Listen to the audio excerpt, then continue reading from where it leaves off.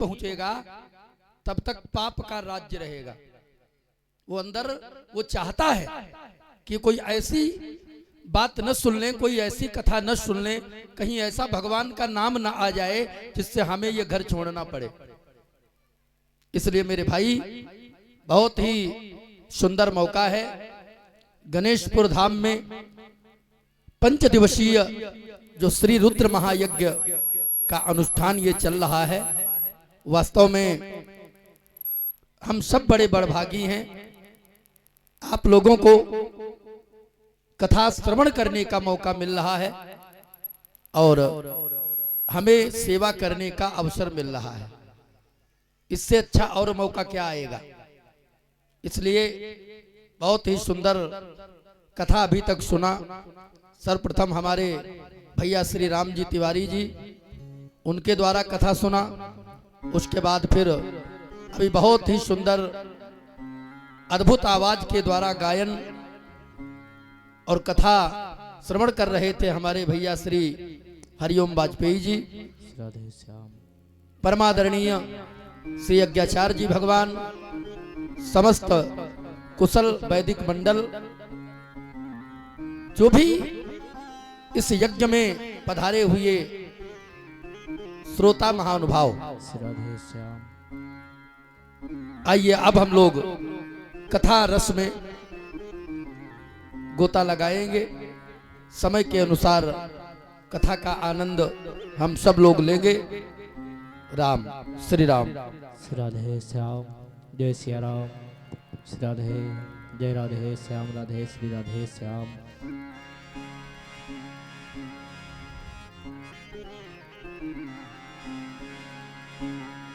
श्री सीतानाथ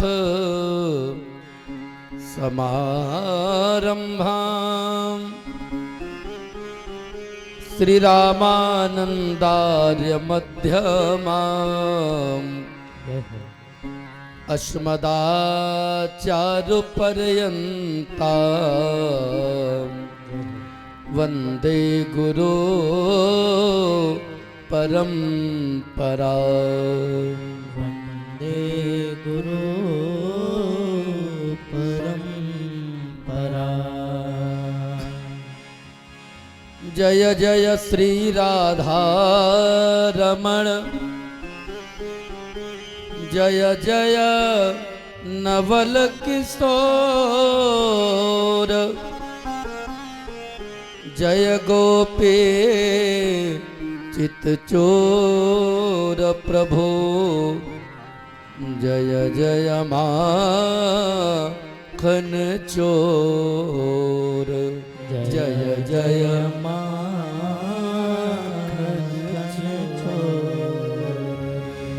श्री राधा मेरी स्वामिनी,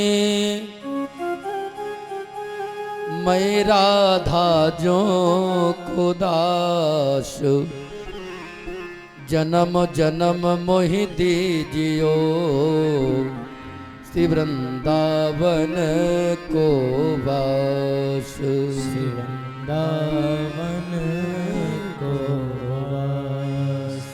माता रामौ मत पिता रामचंद्र,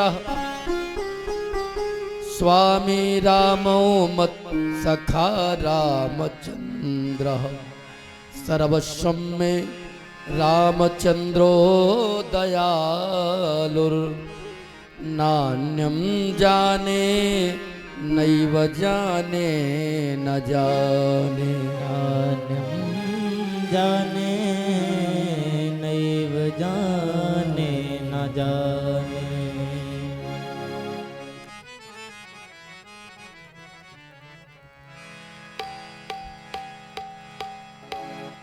हो जीवन सफल बनाना है तो ले लो प्रभु का नाम, उसके अलावा और कुछ नहीं।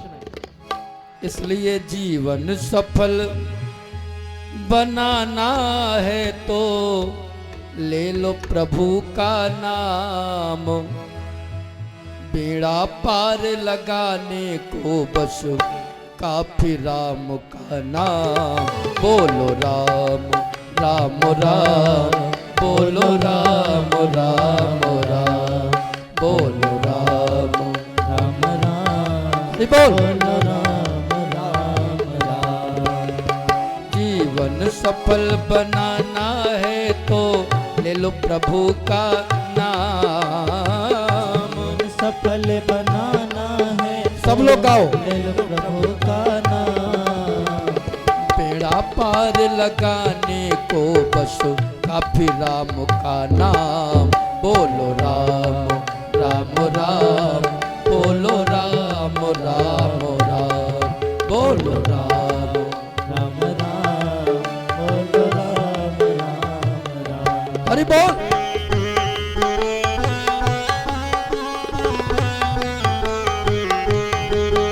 जय हो।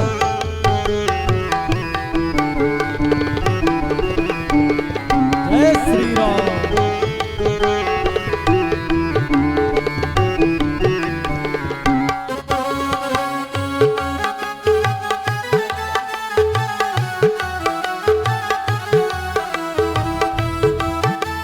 जय हो।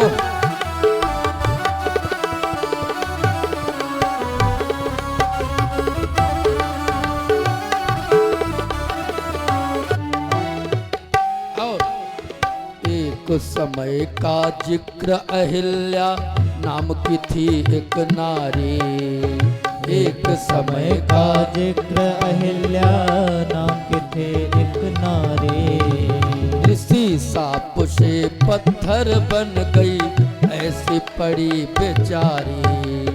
ऋषि साप से पत्थर बन गई ऐसी पड़ी बेचारी। और उद्धार न होगा जब तक ठोकर न लगाए राम। हार न होगा जब तक ठोकर न लगाए राम। बेड़ा पार लगाने को बस काफी राम का नाम।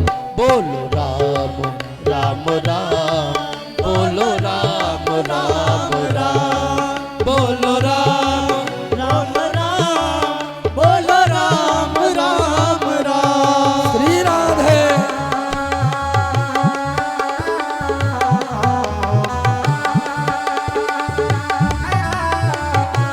बड़ी मस्ती में गाए।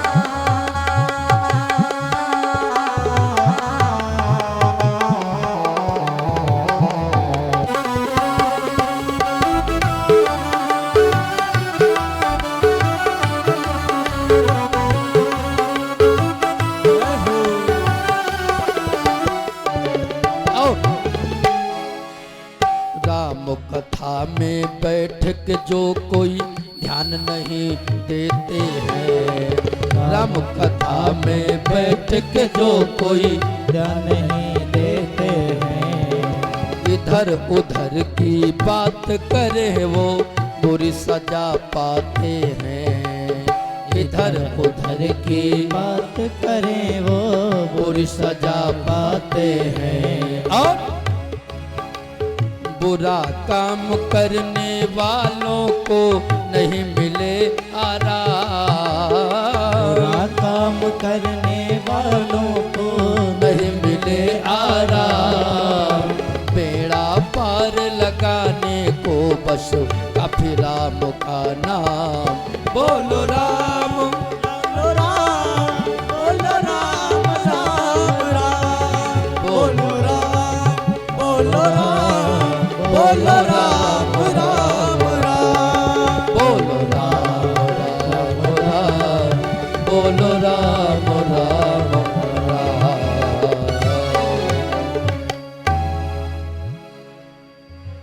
बोले गोविंद भगवान की जय हो। श्री सद्गुरुदेव भगवान की जय हो। परम बाबा की जय हो। सब भक्तन की जय हो। सब संतन की जय हो। जय जय श्री राधे श्याम, जय जय श्री सीताराम। नमः पार्वती पतये हर हर महादेव की जय। अनंत अनंत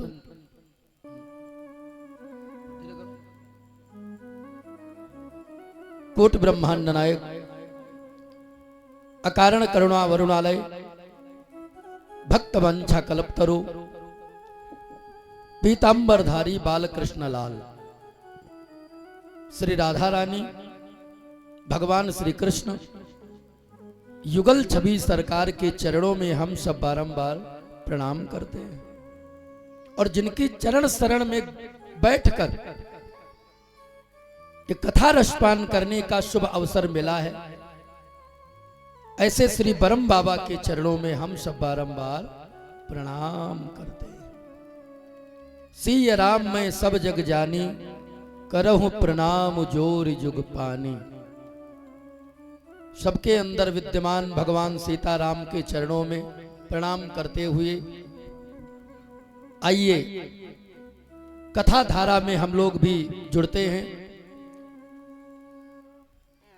क्योंकि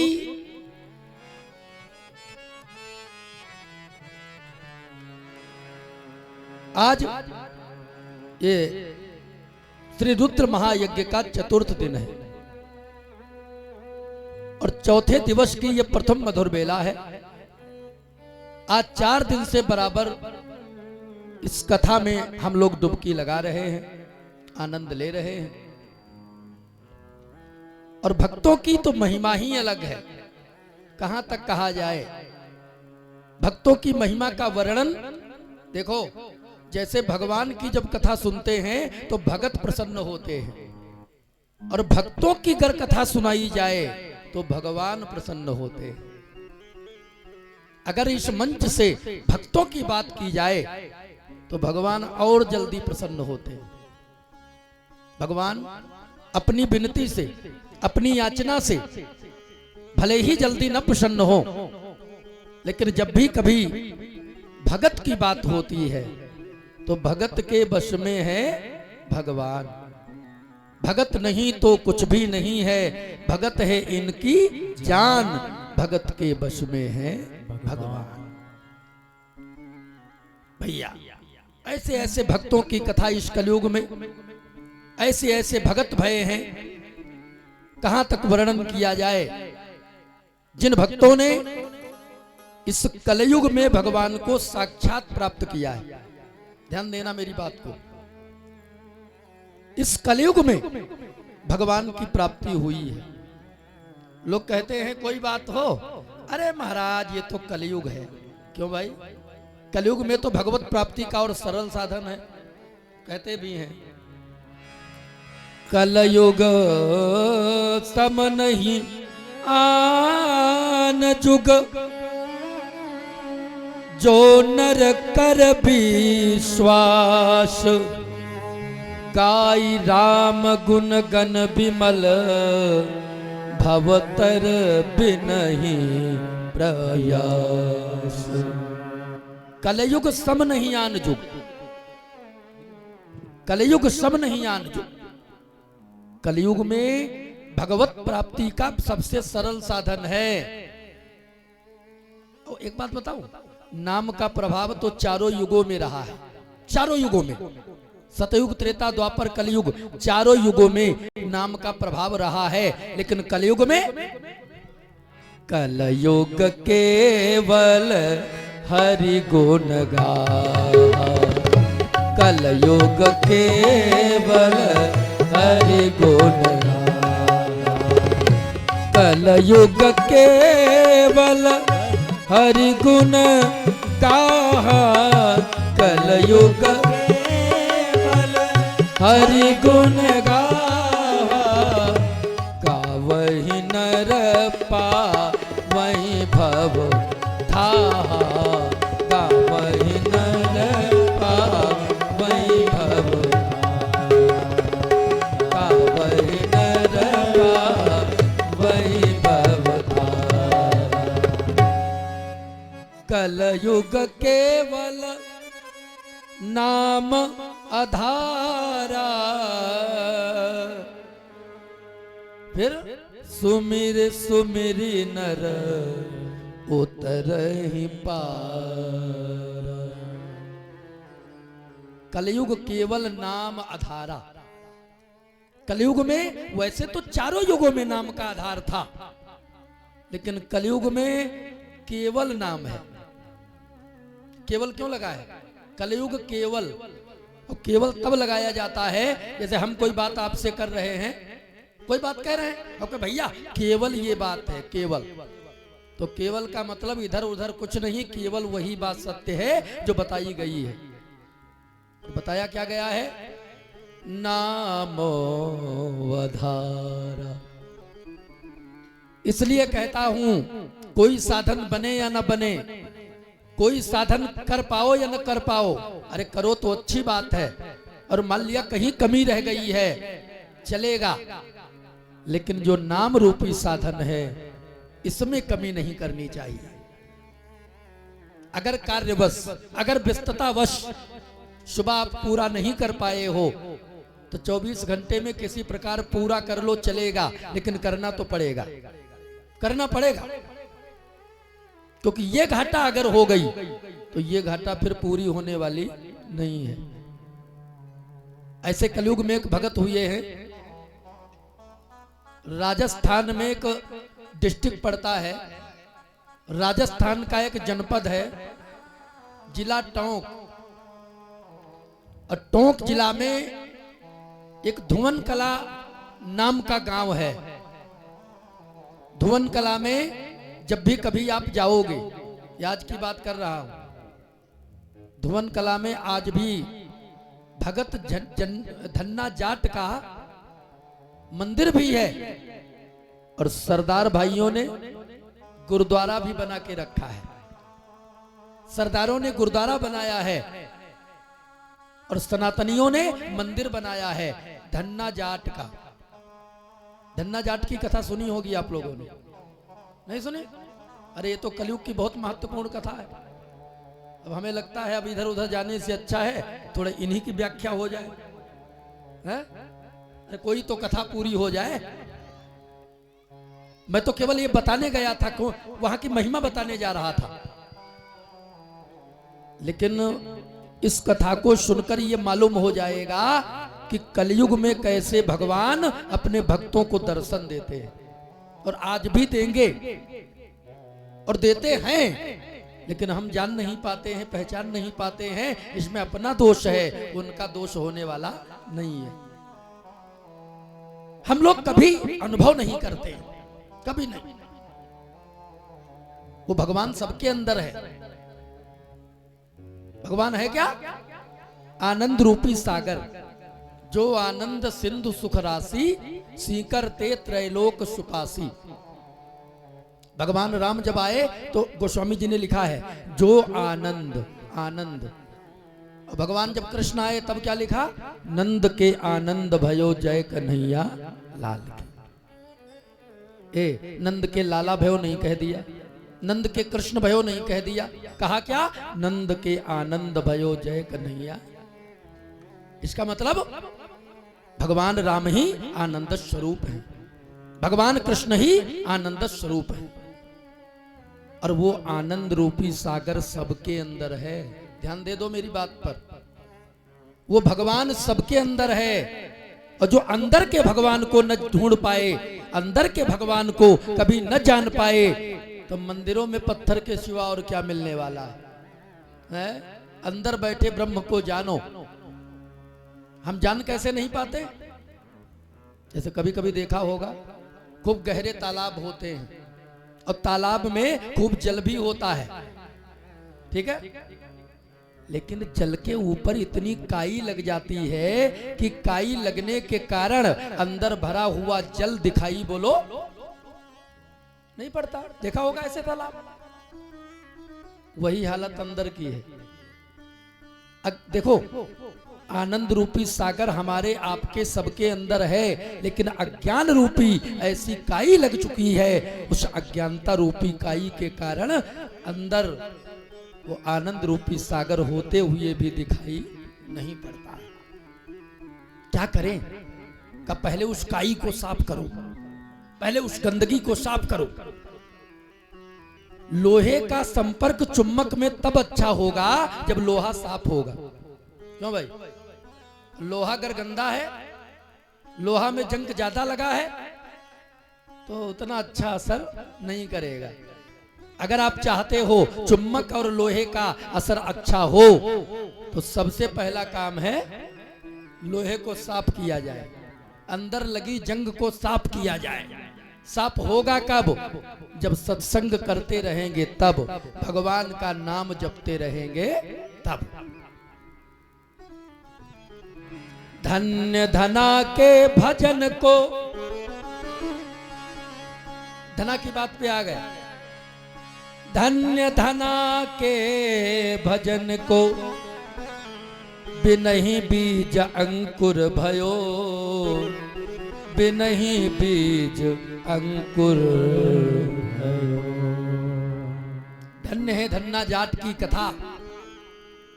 अपने जीवन में धन्ना जी ने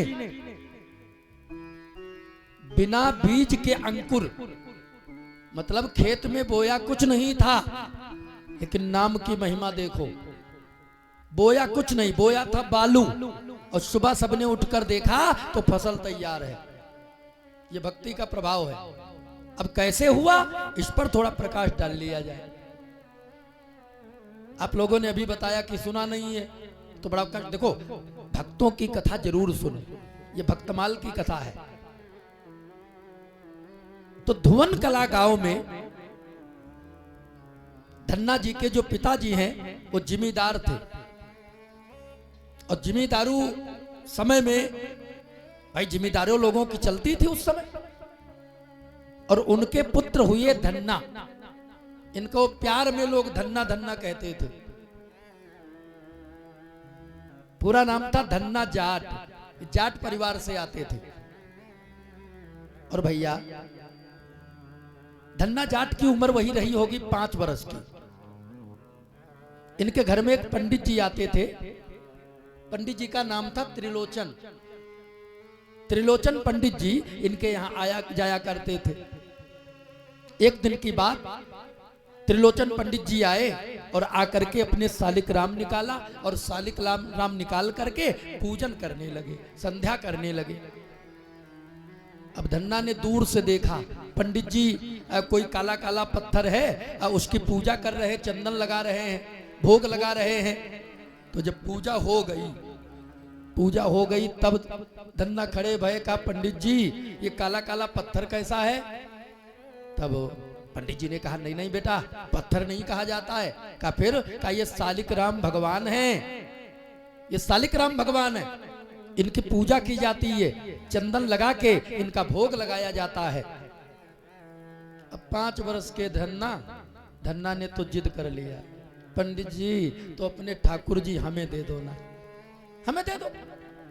पंडित जी ने कहा ना, अरे ठाकुर जी कोई खेलने वाली चीज है क्या? देख धन्ना, तू इसकी पूजा नहीं कर पाएगा। अरे कौन करेगा पूजा पत्री? ये ब्राह्मणों को ही ठीक है, मत ले। लेकिन धन्ना तो जिद पे अड़ गए, नहीं पंडित जी हमें सालिकराम चाहिए तो चाहिए। इतना नहीं, पिताजी ने भी बहुत समझाया, बेटा ये पूजा पाठ पूजा पत्री पंडितों को शोभा देती है। अरे कहाँ जाट किसानी करेगा या बैठ करके पूजा करेगा? है हम लोग किसान लोग, तो किसानी करना ही उचित है। लेकिन धन्ना माने नहीं। तब पंडित जी ने कहा, लाला ठीक है तुमको ठाकुर जी हम दे देंगे, लेकिन 1 रात का हमें समय दे दो। 1 रात का समय लिया। पंडित जी गए अपने यहाँ, रात भर नींद नहीं आई। भाई सेवित ठाकुर जी, सेवित सालिक राम, वो भी मुक्ति राम से लाए थे। सेवित सालिक राम कैसे दे देते? जब दूसरे दिन आ रहे थे धुवन कला, अब रास्ते में विचार आया क्या करूं? धन्ना वहां जिद पे अड़ा होगा, पंडित जी आएंगे सालिक राम उनके लूंगा, क्या करूं? कैसे सालिक राम को बचाऊं? तो पास में एक नदी है, आज भी वहां नदी है। जब धुवन कला जाओगे वो नदी है। तो नदी के पास जब गए तो देखा एक बहुत अच्छा पत्थर मिल गया, काला काला थोड़ा बड़ा सा। सालिग्राम इतने से होते हैं, अब पत्थर इतना सा मिल गया। तो जब इतना सा पत्थर देखा काला काला, तो उस पत्थर को उठा लिया और खूब ढंग से स्नान करवाया। स्नान करवा के जहां पंडित जी रुकते थे वहां पर लेकर आए। अब बढ़िया ऊंचे स्थान पर वो काला काला पत्थर रखा और खूब बड़ा तिलक लगाया, खूब बड़ा। जैसा आकार होगा वैसे तो तिलक लगेगा। मस्तक अगर बड़ा है तो बड़ा तिलक भी अच्छा लगता है, अब मस्तक ही नहीं है तो तिलक काहेगा, क्यों? तो जैसा पत्थर था वैसा बढ़िया तिलक लगाया, खूब बड़ा, और अपने सालिग्राम को उनसे नीचे बिठा दिया, पत्थर को ऊपर रख दिया और कहा बुलाओ धन्ना को, कल जिद कर रहा था, बुलाओ। धन्ना जी आए, 5 वर्ष की आयु है। प्रणाम किया पंडित जी को और कहा पंडित जी क्या हमारे सालिग्राम लाए? पंडित जी ने कहा, त्रिलोचन पंडित जी बोले, अरे धन्ना काहे को परेशान है, तेरे लिए देख, एक ऊपर सालिग्राम भगवान है और एक ये नीचे रखे हैं, बोल तू लेगा कौन? अब धन्ना चक्कर में पड़ गया, वो बालक था, विचार करता है 2 सालिग्राम हैं, एक ऊपर है एक नीचे है, कौन सा लूं? तो कहा पंडित जी कृपा करो, आप ही बता दो ये दोनों में श्रेष्ठ कौन है? पंडित जी ने कहा श्रेष्ठ कौन है? सुन, जो ये ऊपर रखे हैं बड़े वाले, ये हैं राजा भगवान, राजा सालिग्राम। और का नीचे वाले? का नीचे वाले हैं सिपाही सालिग्राम, सिपाही भगवान। अब बोल कौन लेगा तू, राजा वाले या सिपाही वाले? तो ये तो बच्चे भी जानते हैं राजा बड़ा होता है, क्यों? ये तो बच्चों को भी मालूम है। धन्ना समझ गया, अगर राजा वाले बड़े हैं तो हमें तो राजा भगवान चाहिए, हमें राजा सालिग्राम चाहिए। और जैसे कहा हमें राजा सालिग्राम चाहिए, पंडित जी प्रसन्न हो गए, वाह आज हमारे सालिग्राम बच गए। और उठाया वो पत्थर, और पत्थर उठा करके दे दिया धन्ना को और कहा बेटा समय से भोग लगाना, समय से चंदन लगाना और समय से इनके भोजन पानी का ध्यान रखना। एक बात याद रखना, जब तक भोग न लग जाए तब तक कुछ खाना पानी मत करना, पहले ठाकुर जी को खिलाना, बाद में अपने आप खाना। बच्चे का मन बड़ा निर्मल होता है। अब ये बात मन पे बैठ गई कि गुरु जी ने कहा था, पंडित जी ने कहा था कि पहले सालिग्राम को खिलाना उसके बाद खाना। धन्ना थोड़ा और बड़े हुए, अब उनके अंदर दर्शनों की लालसा है। अब भैया उनके अंदर ये भाव आ गया कि पंडित जी ने कहा था खिलाना तब खाना, लेकिन आज तक तो भोग ही लगाते रहे, वो कभी प्रकट होकर खाने नहीं आए। अच्छा अब थोड़े बड़े हो गए तो गौवे भी चराने जाने लगे, तो गाय चराने गए, पहले ही दिन जिद कर लिया, हे सालिग्राम भगवान अगर आज तुम हमारे सामने प्रकट होकर नहीं खाओगे तो आज से मैं भी खाना पानी बंद करता हूं, नहीं खाऊंगा। पूरा दिन हो गया, गौवे चराने गए थे जंगल में, बैठे बैठे पूरा दिन हो गया, न सालिग्राम आए और न धन्ना ने कुछ खाया, कुछ नहीं खाया। जब कुछ नहीं खाया लौट आए, शाम को कुछ नहीं खाया, सुबह फिर गए, धीरे धीरे 3 दिन हो गए, धन्ना ने अन्न का दाना नहीं मुंह में गया, धन्ना के मुंह में अन्न का दाना नहीं गया। बस जिद कर लिया कि पहले भगवान खाएंगे उसके बाद मैं खाऊंगा। भगवान भैया ऐसे ही मिलते हैं, क्यों? या तो बहुत बड़ा भगत हो, या बहुत बड़ा अज्ञानी हो, और या फिर बच्चों की जिद के आगे है। अब तो चौथा दिन था और धन्ना बैठे रो रहे थे, हे प्रभु हे राम,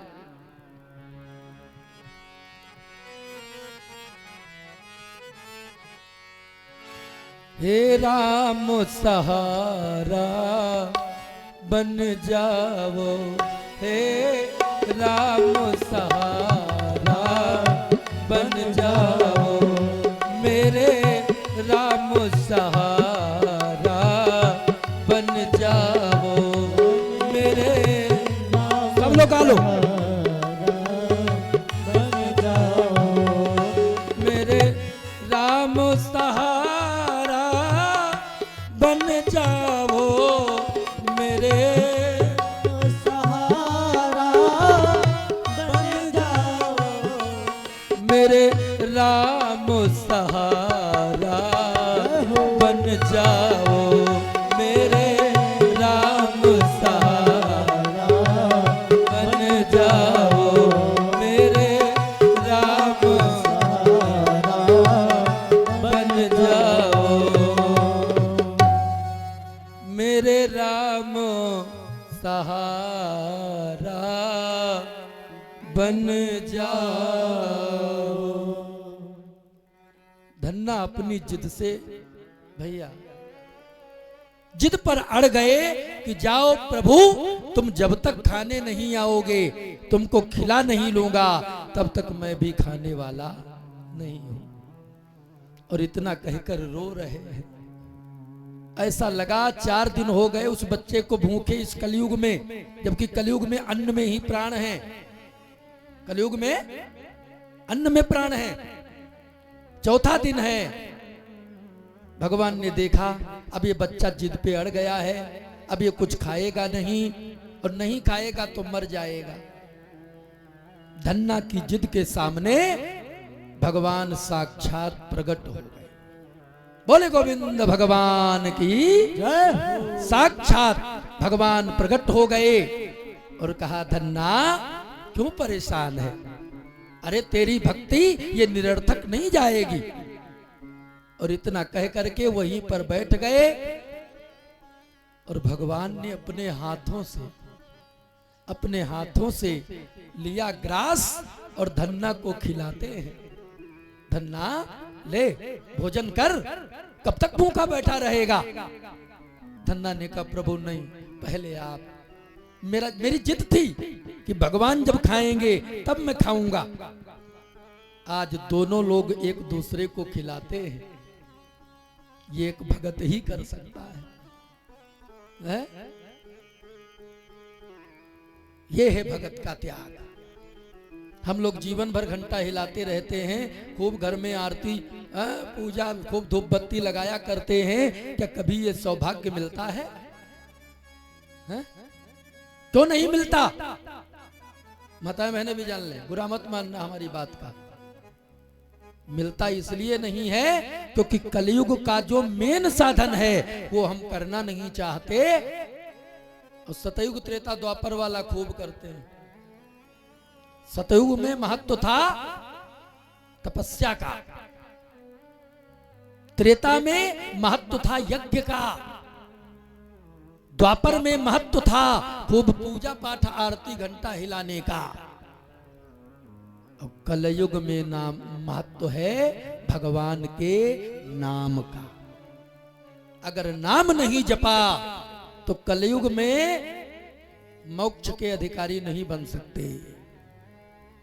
और धन्ना ने यही किया है।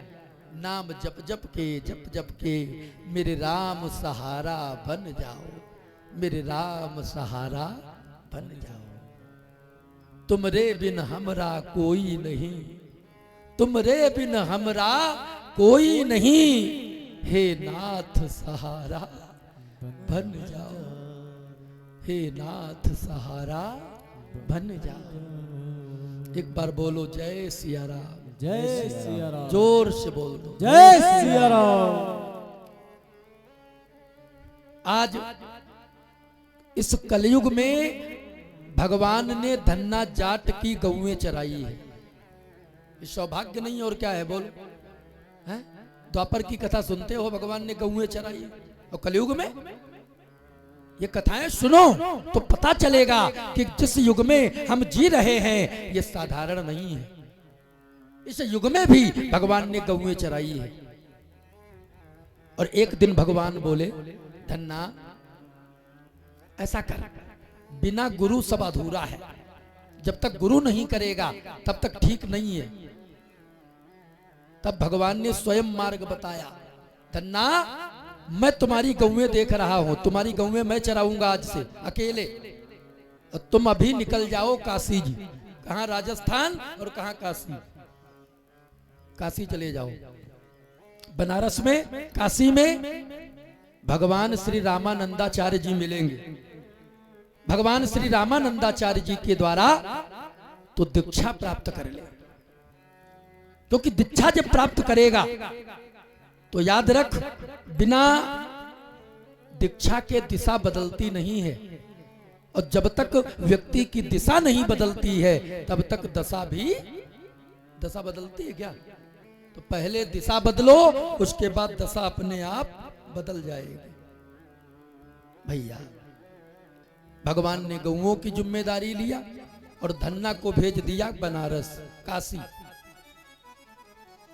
धन्ना काशी जी में जाकर के भगवान श्री रामानंदाचार्य जी को प्रणाम किया, अपनी इच्छा जताई।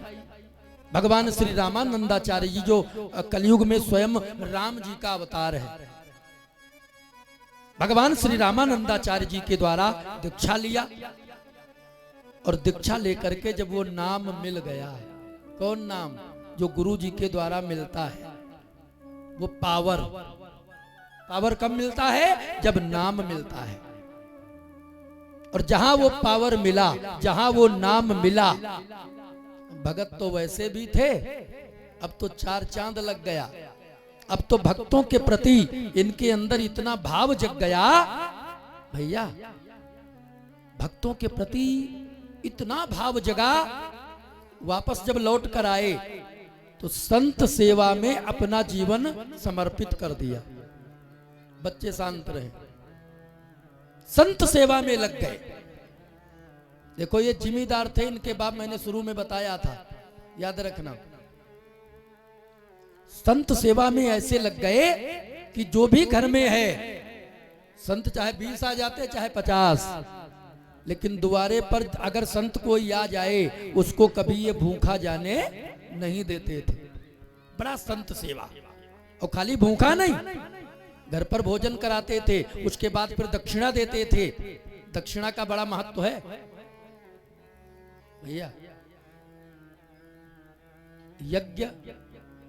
यज्ञ नारायण की पत्नी का नाम है दक्षिणा। जिस यज्ञ में बैठे हो ना, यज्ञ भगवान की पत्नी का नाम है दक्षिणा। यज्ञ करने के बाद दक्षिणा का महत्व है। कहीं भी पूजा होती है तो पूजा में फिर दक्षिणा भी रखवाई जाती है। अच्छा, दक्षिणा क्यों रखवाई जाती मालूम? अभी बताया ना, बिना शक्ति के शक्तिमान अधूरा है ना? वैसे बिना दक्षिणा के यज्ञ भी अधूरी है, पूजा भी अधूरी है। इसलिए ब्राह्मण जब कोई पूजा करवाता है तो सामग्री के साथ फिर कहते अब दक्षिणा समर्पयामि, दक्षिणा चढ़ाओ। तो दक्षिणा एक अंग है, और वो भी आधा अंग है। पूरी पूजा का, पूरी यज्ञ का आधा अंग है दक्षिणा। जो पत्नी है इसलिए। इनके 12 पुत्र हुए। अब ये फिर कथा बदल जाएगी, ये रात में चर्चा करूंगा। अभी जो कथा मैं कर रहा हूं ना, कोशिश करता हूं भक्त की कथा को लास्ट तक पहुंचाऊं। वैसे तो ये 3 घंटे की कथा है, लेकिन मैं संक्षेप में लिए जा रहा हूं। भैया धन्ना जी संतों के प्रति बिल्कुल समर्पित है। पिताजी बहुत परेशान, हाय जितना जो कुछ भी था ये करता धरता तो कुछ नहीं है। अब 50-50 महात्मा आ जाते हैं, ये बुला बुला के ले आता है और सबको खिलाता है और बाद में दक्षिणा भी देता है। थे जिम्मेदार, लगता हमको ये गरीब कर देगा, गरीब कर देगा। एक दिन समझाया, धन्ना ये क्यों तू लुटा रहा है सब? मैं ये नहीं कहता हूं कि तू पूजा ना कर, मैं ये नहीं कहता हूं तू संत सेवा ना कर, लेकिन इतनी मेरी बात मान ले, जैसे तू लुटा रहा है ऐसे लुटाना भी उचित नहीं है। धन्ना ने कहा, पिता मुझे क्षमा करना, हमें तो मालूम है इस जीवन में वास्तव में इसके अलावा और कुछ है ही नहीं, कुछ नहीं है। कहते भी है किस धुन में बैठा बाबो रे, किस्मत में मस्ताना है।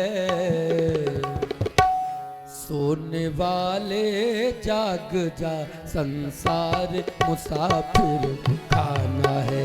ओ सोने वाले जाग जा, संसार मुसाफिर खाना है। किस धुन में बैठा बाबू रे, किस धुन में बैठा बाबू रे, किस्मत में मस्ताना है। ओ सोने वाले जाग जा, संसार मुसाफिर खाना है। सोने वाले जाग जा, संसार मुसाफिर खाना है। हरि बोल जय।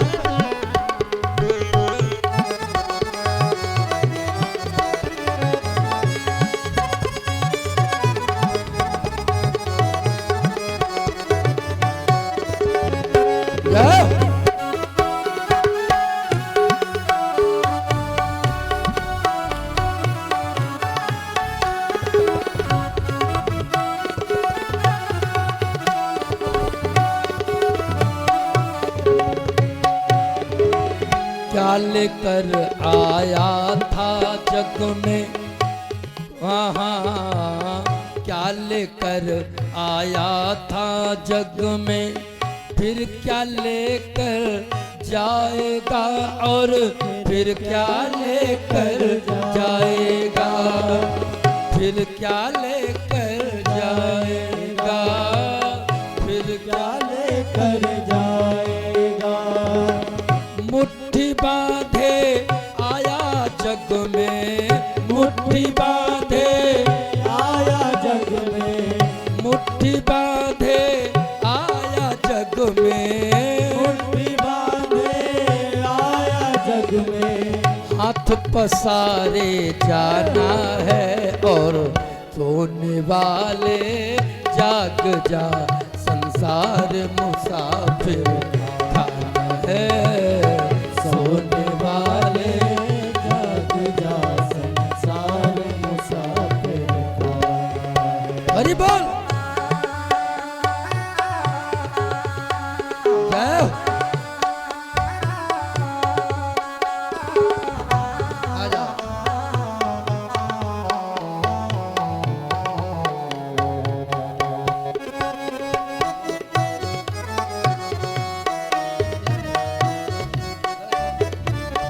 हरि बोल।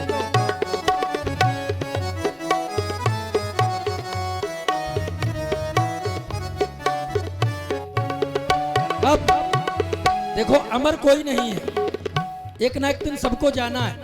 अंतर क्या है?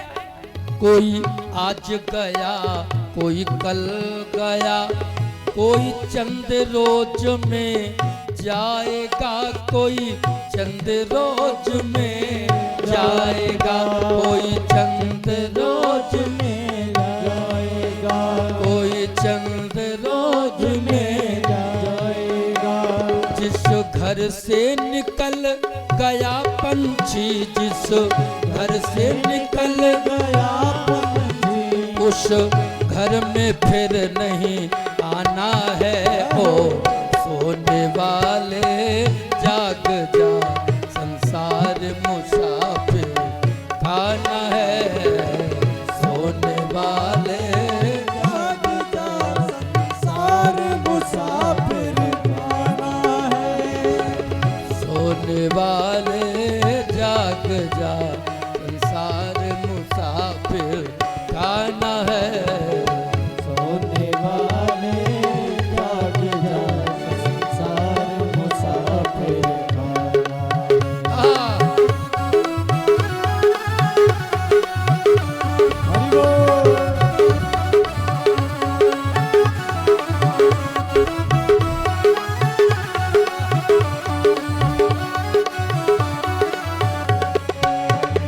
सुत मात पिता बांधव नारी, धन धाम यही रह जाएगा, धन धाम यही रह जाएगा।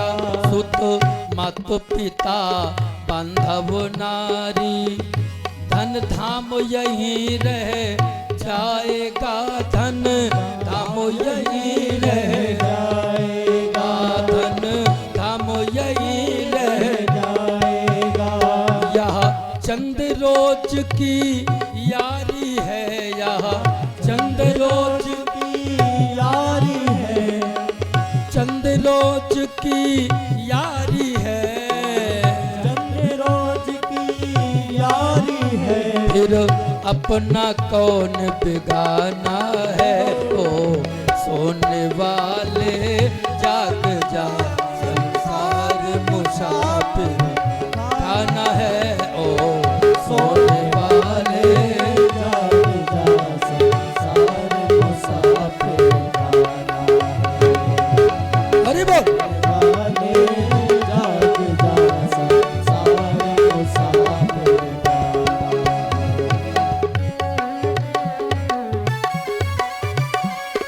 मस्ती में गाएं, हरि बोल।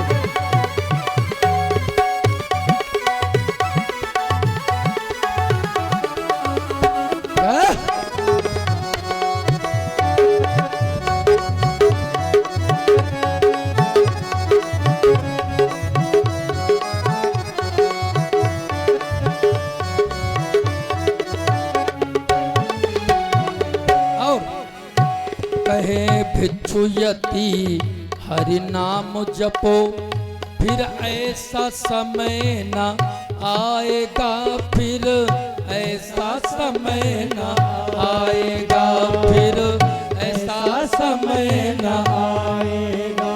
कहे भिक्षुयति हरि नाम जपो, फिर ऐसा समय न आएगा, फिर ऐसा समय न आएगा, फिर ऐसा समय न आएगा।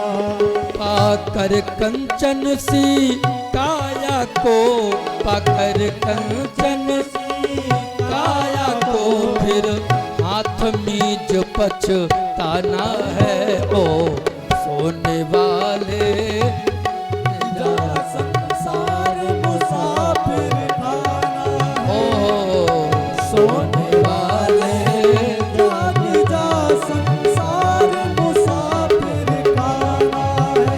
ओ किस धुन में बैठा बाबू रे, किस धुन में बैठा बाबू रे, किस्मत में मस्ताना है, ओ सोने वाले जाग जा, संसार मुसाफिर खाना है, सोने वाले जाग जा, संसार मुसाफिर खाना, ओ सोने वाले जाग जा, संसार मुसाफिर खाना।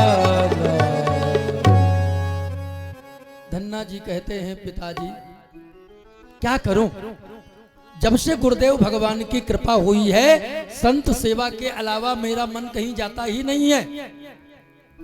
इतना महत्व है संत सेवा का। अब बड़े ध्यान से सुनना, 5 मिनट। एक दिन तो गजब ही हो गया। धन्ना के पिताजी ने बैलगाड़ी में बीज भरवा दिया खेत बोने के लिए, मान लिया गेहूं, ठीक है, बीज भरवा दिया बैलगाड़ी में और कहा धन्ना जाओ, जा करके समय रहते जाओ और खेत में ये बीज डाल के आओ, जाओ। अब सुनो, ये सुनने वाली बात है, बड़े गौर से सुनना, एक शब्द मिस ना हो। धन्ना जी बैलगाड़ी लेकर के चले, वो बीज भर के लिए जा रहे हैं और थोड़ी दूर पहुंचे, आगे एक नदी थी, नदी के पार खेत था इनका, नदी के इस पार ही बढ़िया एक बाग थी, उसी बाग में पहुंचे थे और तब तक देखा 18-20 महात्मा पूरा जूथा रहा है। 18-20 महात्माओं का जैसे देखा जूथा रहा है और ये बैलगाड़ी लिए जा रहे थे, और जहां महात्मा देखा बैलगाड़ी से नीचे कूद गए। बैलगाड़ी से नीचे कूद करके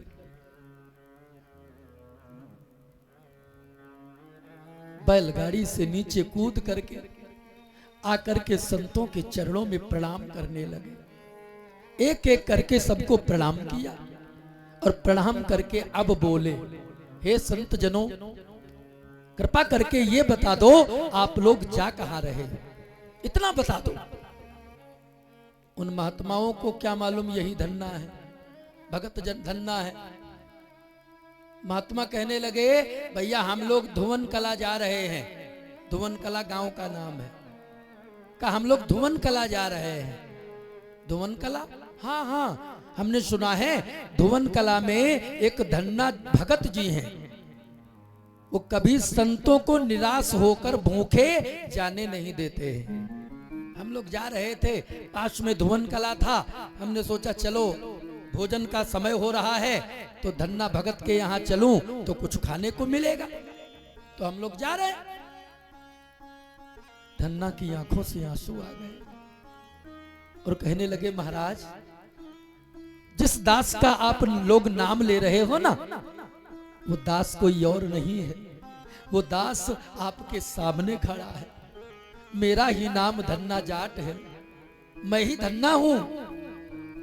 महात्माओं ने कहा, वाह वाह वाह, अब तो लगता है धुवन कला जाना भी नहीं पड़ेगा, जब धन्ना जी यही मिल गए अब जाने की जरूरत क्या है। धन्ना ने कहा, लेकिन प्रभु यहाँ रखा क्या है, यहाँ तो कुछ नहीं है। हाँ, पिताजी ने बैलगाड़ी में बीज भरवा के दे दिया और कहा खेत में डाल के आओ। तो मेरा मन करता है अब आप लोग हमारे घर को चलो, वहां आप लोगों की सेवा कर पाऊं। महात्माओं ने कहा नहीं नहीं नहीं, अब समय बचेगा, जो कुछ भी सेवा करनी है यही कर लो, अब वहां जाने से कोई लाभ नहीं है। धन्ना बड़े परेशान है, क्या करूं, कुछ तो पास नहीं है। एक बात दिमाग में आई,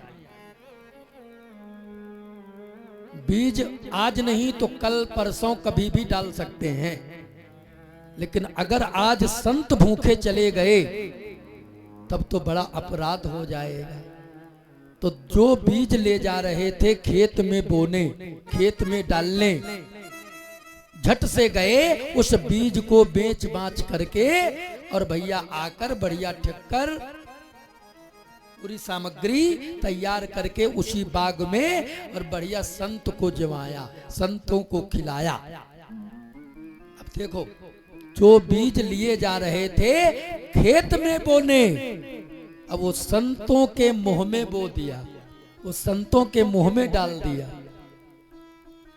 भैया संतों को खिला पिला कर तो विदा कर दिया, लेकिन अब सोचा संत तो चले गए, लेकिन पिताजी पूछेंगे खेत में बीज बो आए तो हम क्या करेंगे। अब डराया, अभी तक तो आनंद रहा लेकिन अब डर हुआ। तो बीज की जो बोरियां थी ना वो खाली हो गई थी, और बोरियों में वही नदी के किनारे की खूब बालू भरा। अब बालू खूब भर के और बैलगाड़ी पर लाद कर और पहुंचे खेत में। पड़ोसी देखेंगे ये तो कहेंगे तुम्हारा भैया कुछ बो रहा था, उनको क्या मालूम क्या बो रहे थे। वो रेता, नदी के किनारे की बालू जाकर के खेत में डाल दिया, खेत में बो दिया। और वहां से जब वापस आए ना तो पिता के पास नहीं जा रहे हैं, पिताजी पूछेंगे तो हमें झूठ बोलना पड़ेगा, हैं? और झूठ बोलूंगा तो दोष लगेगा, तो बचते हैं कहीं पिताजी ना कुछ पूछ ले। धीरे धीरे धीरे धीरे रात बीती और सुबह का समय था। भैया रात बीती, सुबह का समय था। और सुबह बहुत लोग भैया गांव के बाहर अपनी अपनी फसल देखने जाते या दीर्घ शंका जाते। लोग गए थे, एक आश्चर्य देख लिया कि कल ही धन्ना कुछ खेत में बो रहा था, और सुबह लोग देखने गए तो धन्ना के खेत में अंकुरित फसल खड़ी है, अंकुरित फसल। अब लोगों को आश्चर्य हो गया, ये ऐसा कौन बीज आ गया नर्सरी में, क्यों ऐसा कौन सा बीज मिल गया जो रात भर में बताओ फसल तैयार हो जाए। अब तो सब लौट करके आए और धन्ना के पिता से बोले, अरे सेठ जी एक बात बताओ, ऐसी कौन सी तुम फसल लाए हो, ऐसा कौन सा बीज कहां से लाए हो जो कल ही तुम्हारा पुत्र हमने देखा था खेत में कुछ बो रहा था और आज ही फसल तैयार खड़ी है, रात भर में फसल, कृपा करके वो बीज हमें भी बता दो। पिता को क्या मालूम भैया कौन सा बीज था। पिताजी चौंक गए, अरे आप लोग क्या कह रहे हो। अरे कहा हम लोग सही कह रहे हैं। तब पिता ने भी जाकर के देखा तो वास्तव में आज उनके खेत में लहलहाती हुई वो फसल खड़ी है। पिताजी की आंखों में आंसू आ गए और दौड़ते आ रहे हैं अपने पुत्र धन्ना के पास, रोते हुए धन्ना को ढूंढ रहे हैं। अरे मेरा धन्ना कहाँ है, धन्ना को बुलाओ। और जैसे किसी ने जाके बताया, धन्ना तुम्हारे पिताजी तुम्हें मिलने के लिए व्याकुल हैं, रो रहे हैं। धन्ना डर गए, ऐसा तो नहीं पोल खुल गई हो, किसी ने देख लिया हो हमको बालू बोते, आज लगता मेरे पिताजी मेरी पिटाई जरूर करेंगे। इधर धन्ना रोने लगे डर के मारे, झूठ बोलना पड़ेगा, और उधर धन्ना के पिता दौड़ते आ रहे हैं। बेटा मेरा परम सौभाग्य है जो तेरा जैसा मुझे पुत्र मिला है, तेरे जैसा पुत्र मिला है। पुत्रवती जुवती जग सोई, रघुपति भगत जास सुत होई। वो माता पुत्रवती है, जिस माता का पुत्र भगवान का भगत है। धन्ना के पिताजी आए और दौड़ते ही दौड़ते पकड़कर धन्ना को हृदय से लगा लिया। धन्य हो बेटा, धन्य हो। ये हमको भी नहीं मालूम ये सब कैसे हो गया। हे पुत्र आज तू बता दे आखिर ये सब हुआ कैसे, तुम बताओ ये कैसा चमत्कार है। और जैसे कहा ये कैसा चमत्कार है, तब धन्ना रोते हुए बोले, पिताजी ये तो हमें भी नहीं पता ये कैसा चमत्कार है, लेकिन एक बात मैं अब आपको बताऊंगा। जो बीज आपने बोने के लिए दिया था खेत में, वो खेत में मैंने नहीं बोया। खेत में बोता तो 4-6 महीने लगते। वो बीज भाई कोई भी खेत, कोई भी मतलब खेत अपना बोता है ना, तो 4-6 महीने बाद ही फसल होती है।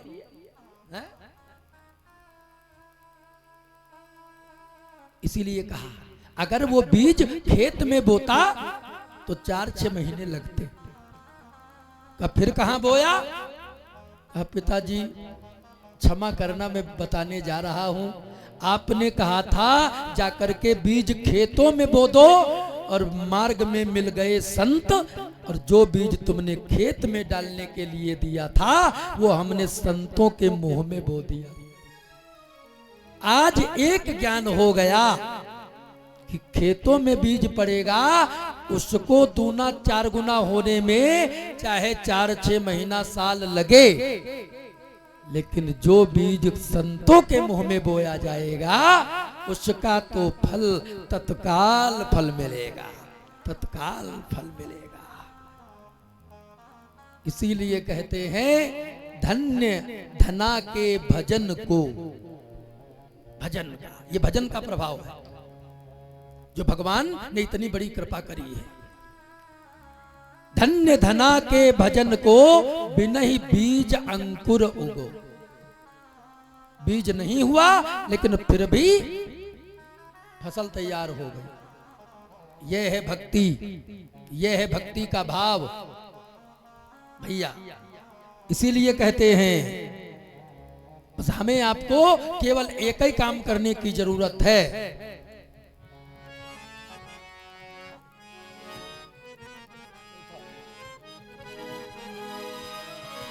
सांवरे के दिल में बसा करके देखो,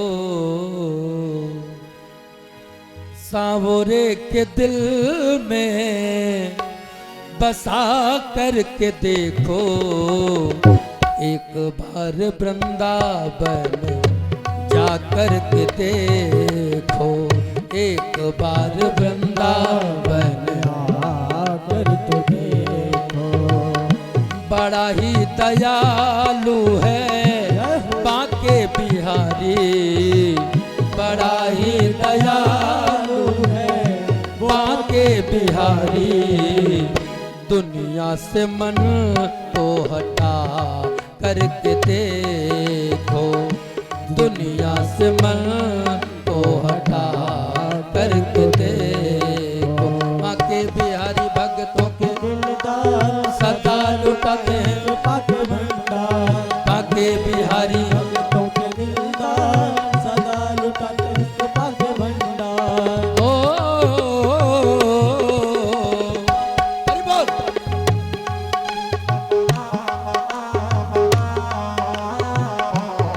थोड़ा मस्ती में गा भी लो, यही भजन है। हरि बोल।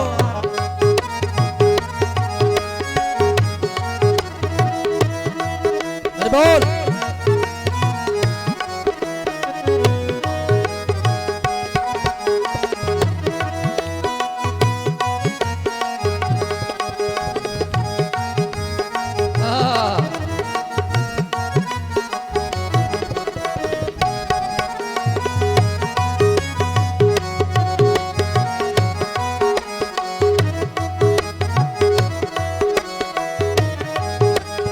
अब देखो, मीरा ने जैसे गिरधर को पाया, मीरा ने जैसे गिरधर को पाया।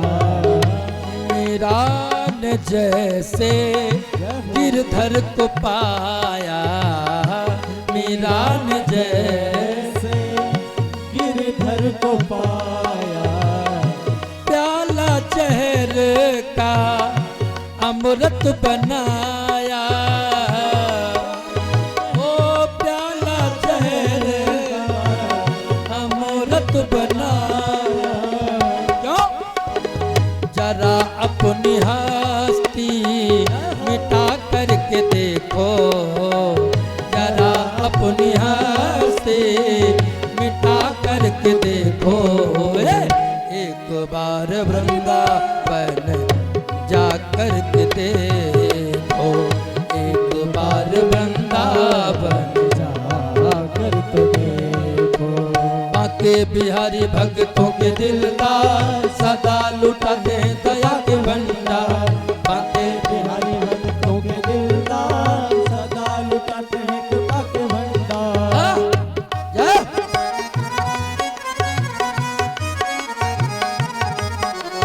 श्री राधे।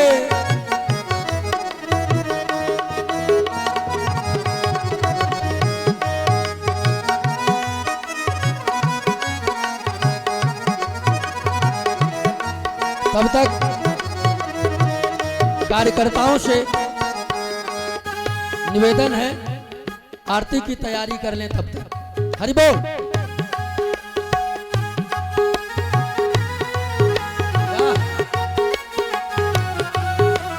मस्ती में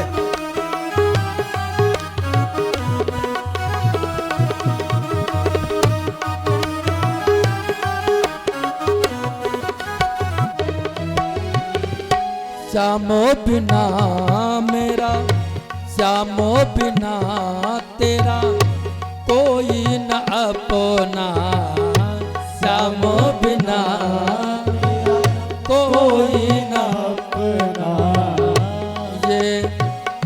ये दुनिया का झूठा सपना, ओ ये दुनिया है झूठा सपना। नजरों से पर्दा हटा करके देखो, नजरों से पर्दा हटा करके ओ एक बार वृंदावन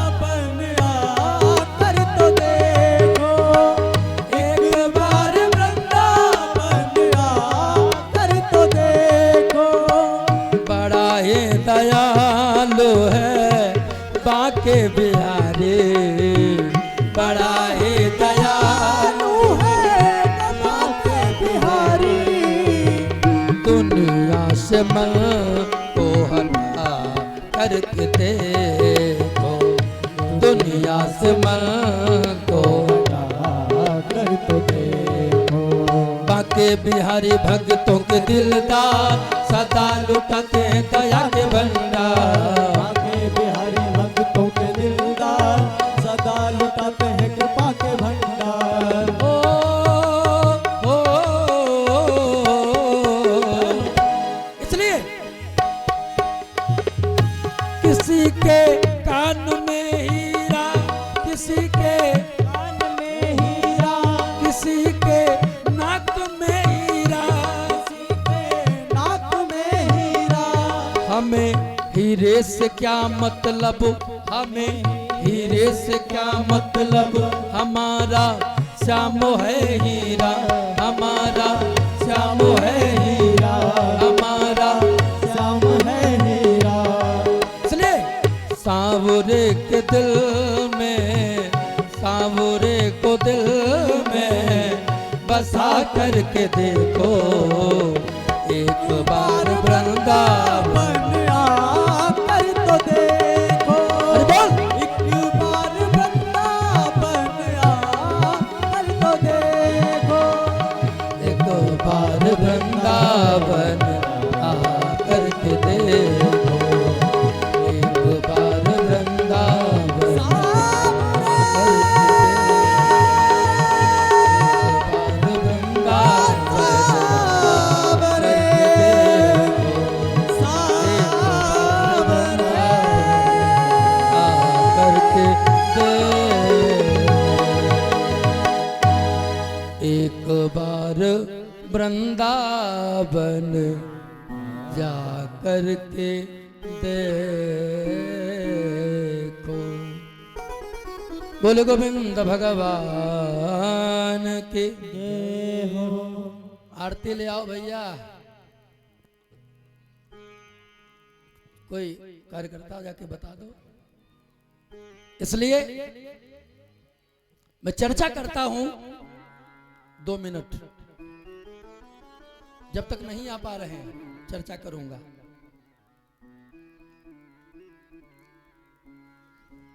समाज की सेवा के लिए, गौ माता की सेवा के लिए, सनातन की सेवा के लिए जो भारतीय हिंदू परिषद एक अंतरराष्ट्रीय संगठन है, जो कि केवल भारत में ही नहीं विश्व के 6 देशों में ये संगठन कार्य कर रहा है। भारतीय हिंदू परिषद में सदस्यता लेने के लिए, जुड़ने के लिए आज 4 दिन हो गए थे।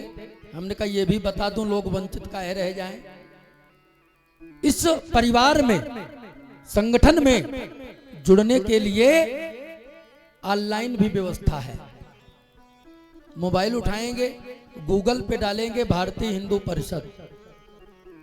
आप गूगल पे जब डालेंगे भारतीय हिंदू परिषद, वेबसाइट खुलेगी। एक सबसे पहले उसका ऑप्शन आता है पहचान पत्र पंजीकरण। पहचान पत्र पंजीकरण पर क्लिक करेंगे, पूरा फॉर्म भरने का पूरा डिटेल आ जाता है। तो आप लोग भी इस संगठन में, इस परिवार में जुड़ने के लिए, सदस्यता लेने के लिए, मेंबर बनने के लिए आप गूगल का सहारा ले सकते हो। और भी बहुत जानकारियां हैं, वो मिलकर भी प्राप्त कर सकते हो। आज और कल 2 दिन की सेवा बची है। तो अब तो बराबर परिक्रमा भी चल रहा है। आप लोग कथा सुन के आया करो, कथा सुनने आओ, बढ़िया परिक्रमा करो। हैं? पहले करो, कथा सुन के जाओ, तब आराम से कर लो, क्या दिक्कत है। और ये सौभाग्य केवल कल तक का बचा है। जितना आनंद ले पाओ ले लो। भारतीय हिंदू परिषद का गौरक्षा दल 14 प्रकोष्ठ अलग अलग काम कर रहे हैं। जिसका जो गौरक्षा दल है, इस समय चलो गौशाला की ओर एक अभियान चलाया जा रहा है, क्योंकि गौशालाओं की हालत सब लोग जानते हो आजकल क्या हो चुकी है। जितनी हत्या गौशाला में होती है उतनी बाहर नहीं हो पा रही है ना।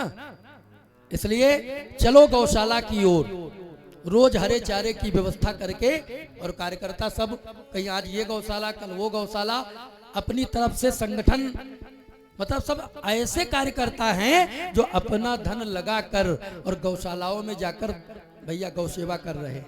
बताओ। और मैं तो कहता हूं भारतीय हिंदू परिषद परिवार का वही असली सदस्य है जो अपना खर्च करके और गौ सेवा कर रहा है। जो गाय के नाम पर ठगई करे, जो गाय के नाम पर पैसा खाए, धर्म के नाम पर पैसा खाए, वो आईडी धोखे में भले बन जाए, लेकिन वो कभी भी भारतीय हिंदू परिषद का सदस्य नहीं हो सकता, नहीं हो सकता। क्योंकि भारतीय हिंदू परिषद, आजा आरती कर ली जाए, तो चिंता तुम ना करो, वो हमारी चिंता है। ये हो जाए उसके बाद बोला करो। लाइव में पैसा वैसा नहीं बोला जाता है, अभी तुरंत बंद की जय हो, है ना। इतनी बड़ी लिस्ट भी नहीं। आप सब लोग, ये जो कार्यक्रम चल रहा है ये केवल गणेशपुर में ही नहीं, अभी तो लाइव के माध्यम से, हालांकि नेटवर्क की वजह से डायरेक्ट लाइव नहीं चल पा रहा है, लेकिन कल रात वाली कथा आज 3:30 बजे दिन में शुरू हो गई थी, थोड़ा लेट चल रहा है।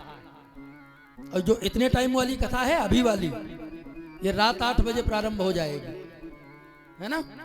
तो एक मीटिंग लेट कथा चल रही है। अब मोबाइल निकालेंगे, यूट्यूब में जाकर के लिखेंगे प्रेम पथ पवनेश जी महाराज, प्रेम पथ पवनेश जी महाराज, आपको अपने गणेशपुर की ये यज्ञ, ये कथा उसी चैनल में मिलेगी।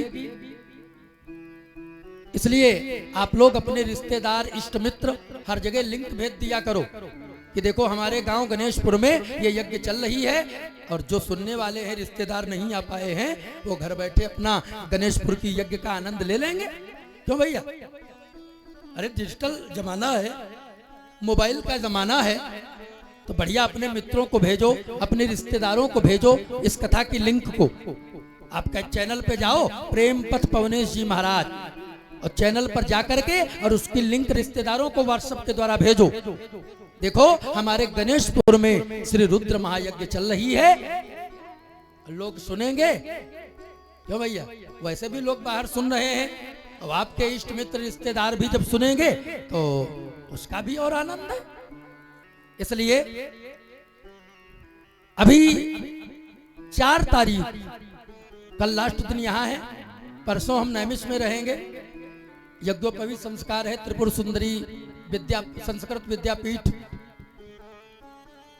4 तारीख को तुम्हारे ही क्षेत्र में गांव पड़ता है नेवराजपुर, नेवराजपुर। तो 4, 5,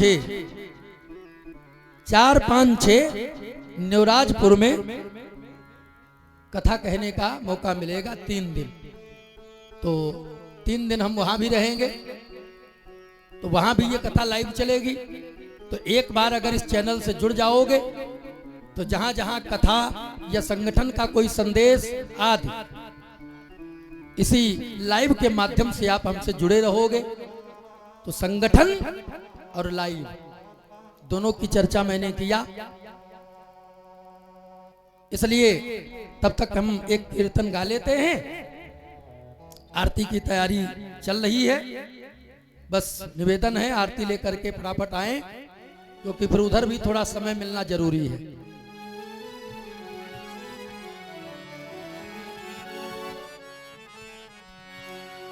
भजले प्राणी रे अज्ञानी, 2 दिन की जिंदगानी कहाँ तो भटक रहा है, कहाँ तो भटक रहा है।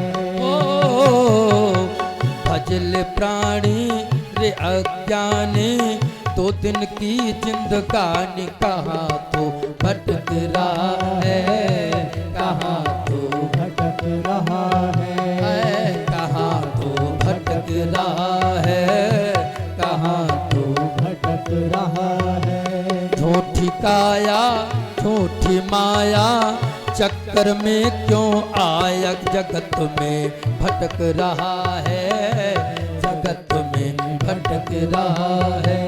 झूठी काया झूठी माया में आया, कहाँ तो भटक रहा है, कहाँ तो भटक रहा है। हरि बोल।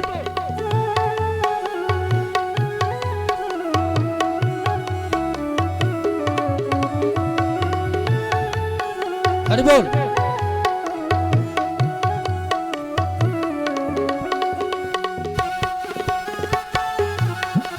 जय हो। हरि बोल।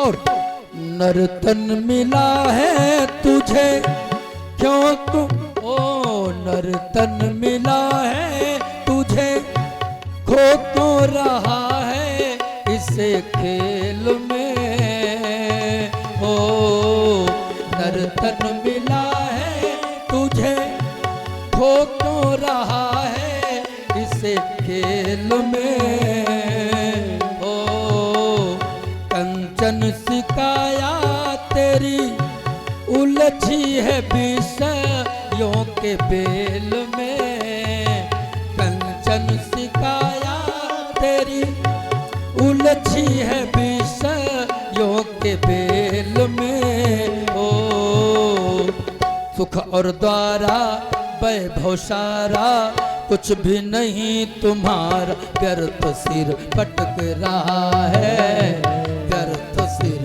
पटक रहा है। ओ भजल प्राणी अरे अज्ञानी, दो दिन की जिंदगानी, कहाँ तो भटक रहा है, कहाँ तो भटक रहा है। हरि बोल।